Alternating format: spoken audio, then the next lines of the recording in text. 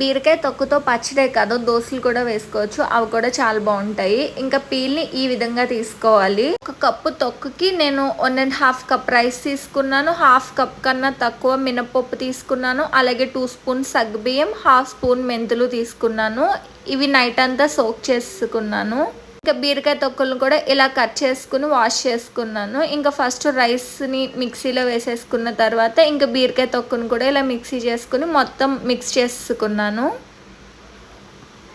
Interest ఉంటే అదే mixie జార్లో ఒక చిల్లీ జింజర్ కూడా వేసుకోవచ్చు. ఇంకా తర్వాత కొద్దిగా సాల్ట్, జీలకర్ర వేసుకున్నాను. ఇంకా రెగ్యులర్గా మనం దోశ ఎలా వేసుకుంటామో అలాగే వేసేసుకోవాలి. ప్లెయిన్ దోశ కన్నా ఆనియన్స్ వేసుకుని తింటే ఇంకా బాగుంటుంది ఈ దోశ. టేస్ట్ కూడా నార్మల్ దోశ తిన్నట్టే ఉంటుంది. ఇంకా హెల్త్ బెనిఫిట్స్ కూడా చాలా ఎక్కువే ఉన్నాయి కదా బీరకాయ తొక్కులో. ఇంకా ఈ వీడియో మీకు నచ్చితే లైక్ చేయండి, సబ్స్క్రైబ్ చేయండి. Thanks for watching.